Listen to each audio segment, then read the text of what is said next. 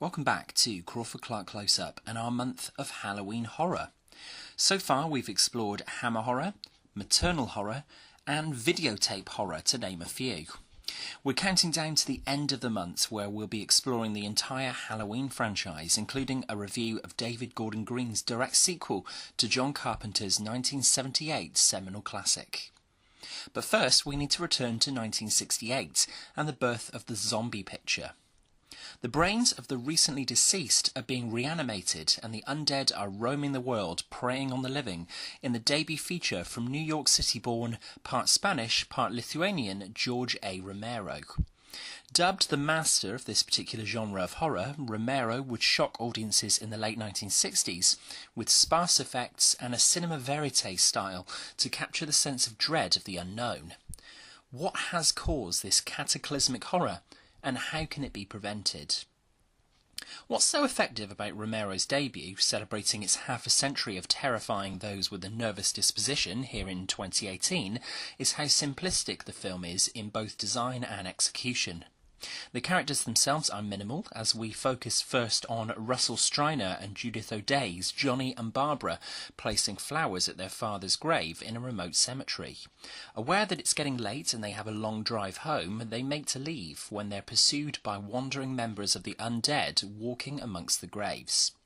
Suffering taunts from Johnny that they're going to get you, Barbara finds herself being pursued by the undead after Johnny meets his fate and takes herself to an abandoned home where she meets Dwayne Jones' Ben, who proceeds to board up the house to protect themselves from the horrors outside.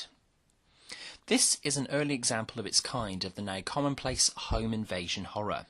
Our protagonists must board themselves in for fear of the undead taking over their domestic sanctuary. For the most part, Romero has brought on board new faces for the roles of the protagonists and made up members of the film's crew to portray the dreaded zombies, so the budget was kept minimal.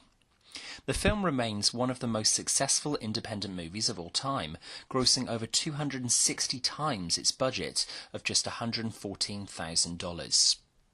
This is old-school filmmaking, but it's absolutely the best, with Bosco chocolate syrup and roast ham as stand-ins for the flesh and blood devoured by the zombies.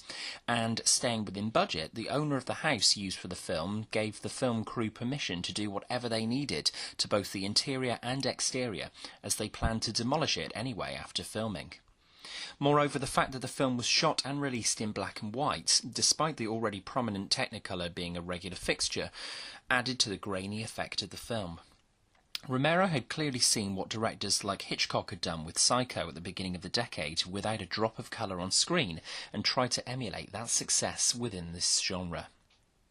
Night of the Living Dead is an inspirational film. It's 96 minutes of tension building and character building with some solid, if in place, dated-looking effects.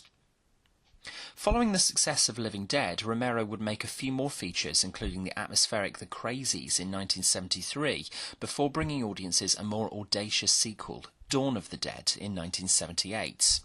It's now 40 years since Romero expanded the threat to Philadelphia, where the zombie epidemic is ever growing. We follow 4 survivors of the zombie apocalypse from a television station to an abandoned shopping mall. What's most noticeable in comparison to its predecessor, apart from the fact that this is filmed in colour, is that the effects naturally are improved. The blood is red, the zombies look more realistic this time around, and the production has clearly been afforded a larger budget. Impressed with his work on Night of the Living Dead, Suspiria's Dario Argento insisted that Romero go to Rome to work on the script for the film, and Romero had it completed in just 3 weeks. For his support, Romero gave Argento and his band the freedom to provide the film's kooky soundtrack. For release, Romero was aware that due to the increased levels of violence compared to its predecessor, the censors would demand cuts, otherwise the film would be branded with an X certificate, usually attributed to hardcore pornography at the time. The film would eventually be released with a disclaimer that whilst there's no explicit sex depictions in the film was of such a violent nature that no one under 17 would be admitted. Dawn of the Dead is a bolder film than Living Dead, and the finished product is all the more effective for its gross-out effects, in particular the body being torn apart by the zombies in the mall in the final act. This remains the most profitable film in the entire Dead series, and horror fans still flock to the film 40 years on. Between the two films and Zombie Invasion, Romero cleverly chooses to focus on a limited number of protagonists and their plight throughout. Both films have their individual merits and are widely regarded as two of the best examples of the zombie subgenre. Without Romero's work here, we wouldn't have parodies like Edgar Wright's brilliant Shaun of the Dead, or remakes of Romero's work like 2004's Dawn of the Dead.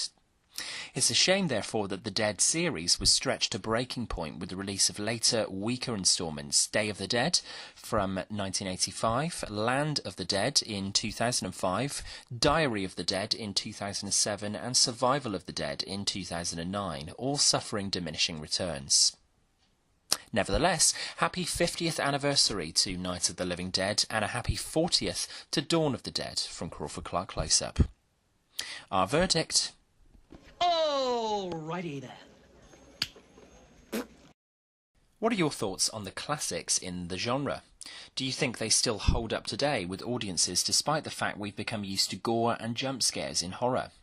Share your thoughts with us in the comments below, and please subscribe to Crawford-Clark Close-Up for more. You can find us on Facebook and Twitter, and you can email us with your suggestions for future reviews on the channel, crawfordclarkcloseup@gmail.com.